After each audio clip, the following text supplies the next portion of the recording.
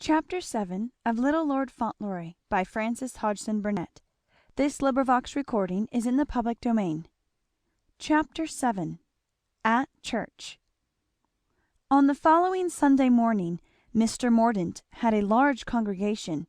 Indeed, he could scarcely remember any Sunday on which the church had been so crowded. People appeared upon the scene who seldom did him the honour of coming to hear his sermons.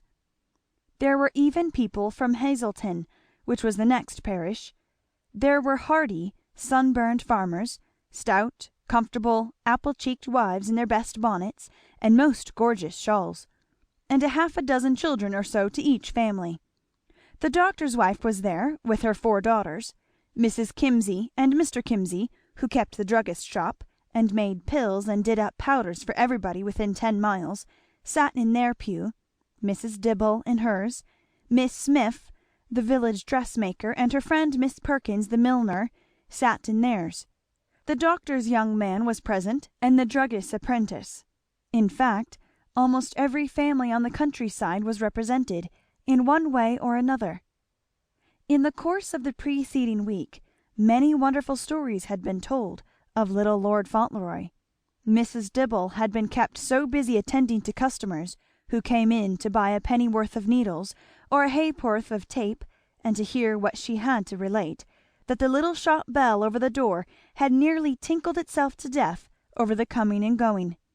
Mrs. Dibble knew exactly how his small lordship's rooms had been furnished for him, what expensive toys had been bought, how there was a beautiful brown pony awaiting him, and a small groom to attend it, and a little dog cart with silver-mounted harness.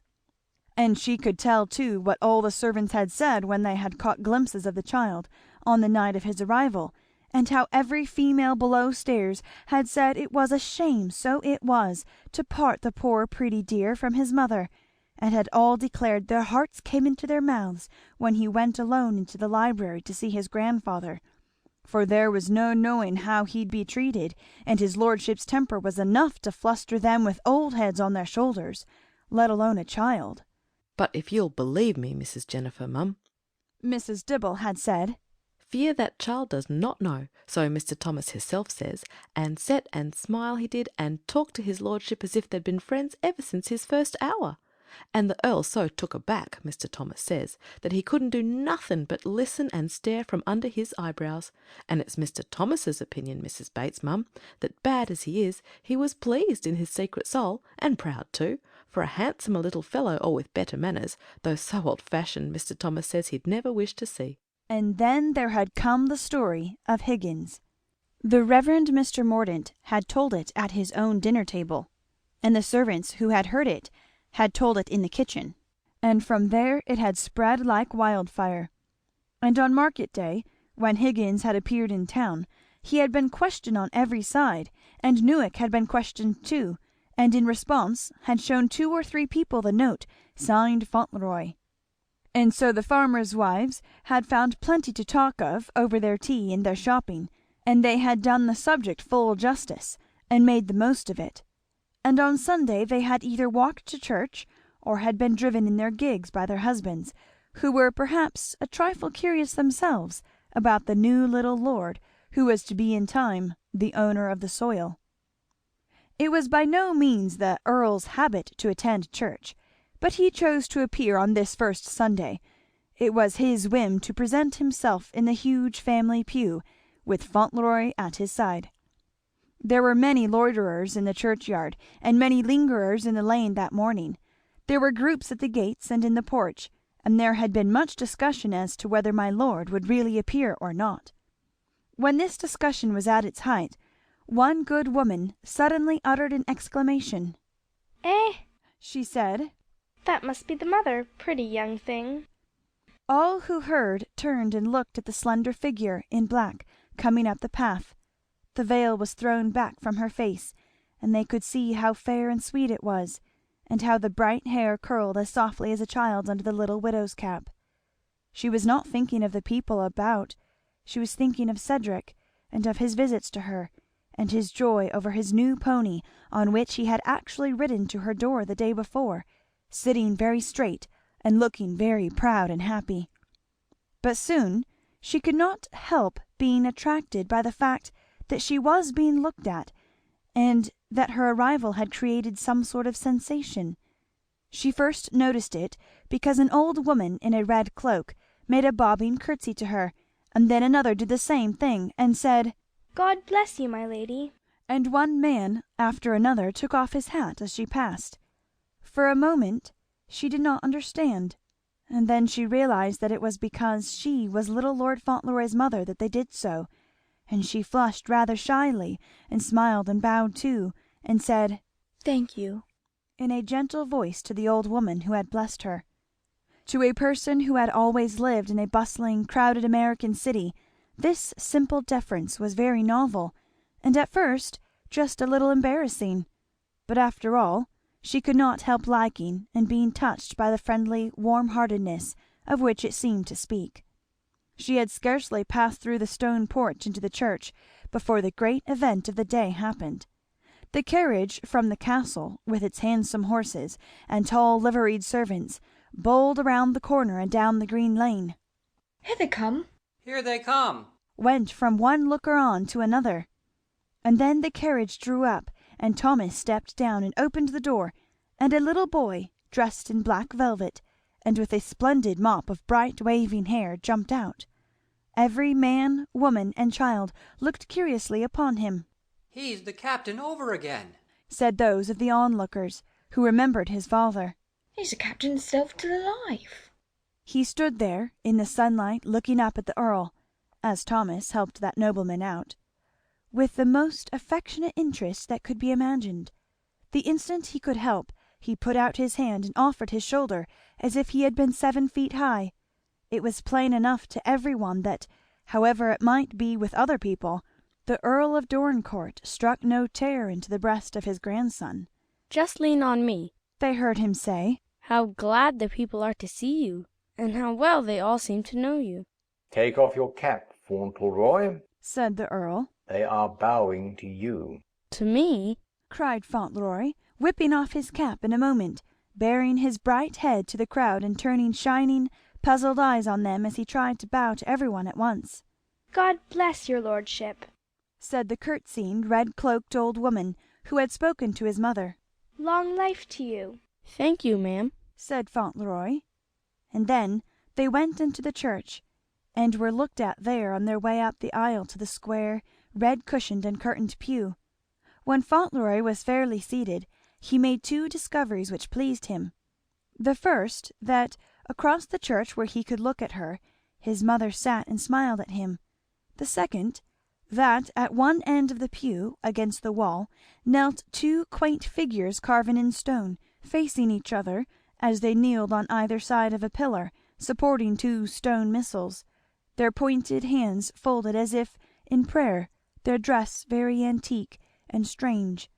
On the tablet by them was written something of which he could only read the curious words, Here lieth ye body of George ye Arthur, first Earl of Dorincourt, also of Alison Hildegarde, his wife.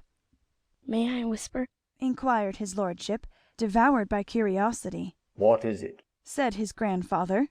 Who are they? Some of your ancestors, answered the Earl, who lived a few 100 years ago. Perhaps, said Lord Fauntleroy, regarding them with respect. Perhaps I got my spelling from them. And then he proceeded to find his place in the church service. When the music began, he stood up and looked across at his mother, smiling. He was very fond of music, and his mother and he often sang together, so he joined in with the rest, his pure, sweet, high voice rising as clear as the song of a bird. He quite forgot himself in his pleasure in it. The Earl forgot himself a little too, as he sat in his curtain-shielded corner of the pew and watched the boy. Cedric stood with the big psalter open in his hands, singing with all his childish might, his face a little uplifted happily, and as he sang, a long ray of sunshine crept in, and slanting through a golden pane of a stained glass window, brightened the falling hair about his young head. His mother, as she looked at him across the church, felt a thrill pass through her heart, and a prayer rose in it too, a prayer that the pure, simple happiness of his childish soul might last, and that the strange great fortune which had befallen to him might bring no wrong or evil with it. There were many soft anxious thoughts in her tender heart in those new days. "Oh, Ceddie," she had said to him the evening before, as she hung over him in saying good night before he went away. "Oh, Ceddie dear, I wish for your sake, I wish I was very clever and could say many wise things. But only be good, dear, only be brave, only be kind and true always, and then you will never hurt anyone, so long as you live, and you may help many, and the big world may it be better because my little child was born. And that is best of all, Ceddie.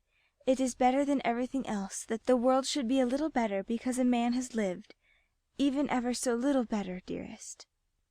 And on his return to the castle Fauntleroy had repeated her words to his grandfather. And I thought about you when she said that, He ended, and I told her that was the way the world was, because you had lived, and I was going to try if I could be like you. And what did she say to that? asked his lordship a trifle uneasily. She said that was right, and we must always look for good in people, and try to be like it. Perhaps it was this the old man remembered as he glanced through the divided folds of the red curtain of his pew. Many times he looked over the people's heads to where his son's wife sat alone, and he saw the fair face the unforgiven dead had loved, and the eyes which were so like those of the child at his side. But what his thoughts were, and whether they were hard and bitter, or softened a little, it would have been hard to discover. As they came out of the church, many of those who had attended the service stood waiting to see them pass. As they neared the gate, a man, who stood with his hat in his hand, made a step forward and then hesitated. He was a middle-aged farmer with a careworn face. "Well, Higgins?" said the Earl. Fauntleroy turned quickly to look at him. "Oh, He exclaimed. is it Mr. Higgins?" "Yes. Answered the Earl dryly. And I suppose he came to take a look at his new landlord." "Yes, my lord. Said the man, his sunburned face reddening. Mr. Newick told me his young lordship was kind enough to speak for me, and I thought I'd like to say a word of thanks, if I might be allowed." Perhaps he felt some wonder when he saw what a little fellow it was who had innocently done so much for him, and who stood there looking up, just as one of his own less fortunate children might have done, apparently not realizing his own importance in the least. "I've a great deal to thank your lordship for," he said. "a great deal. "Oh, said Fauntleroy. I only wrote the letter. It was my grandfather who did it. But you know how he is, about always being good to everybody. Is Mrs. Higgins well now?" Higgins looked a trifle taken aback. He also was somewhat startled at hearing his noble landlord presented in the character of a benevolent being, full of engaging qualities. Well, yes, your lordship. He stammered. The missus is better since the trouble was took off her mind. It was worrying broke her down." "I'm glad of that," said Fauntleroy. "My grandfather was very sorry about your children having the scarlet fever, and so was I. He has had children himself. I'm his son's little boy, you know." Higgins was on the verge of being panic-stricken. He felt it would be the safer and more discreet plan not to look at the Earl, as it had been well known that his fatherly affection for his sons had been such that he had seen them about twice a year, and that when they had been ill he had promptly departed for London because he would not be bored with doctors and nurses. It was a little trying, therefore, to his lordship's nerves to be told, while he looked on, his eyes gleaming from under his shaggy eyebrows, that he felt an interest in scarlet fever. "You see, Higgins," broke in the Earl with a fine grim smile, "you people have been mistaken in me. Lord Fauntleroy understands me. When you want reliable information on the subject of my character, apply to him. Get in the carriage, Fauntleroy." And Fauntleroy jumped in, and the carriage rolled away down the green lane, and even when it turned the corner into the high road, the Earl was still grimly smiling. Chapter 7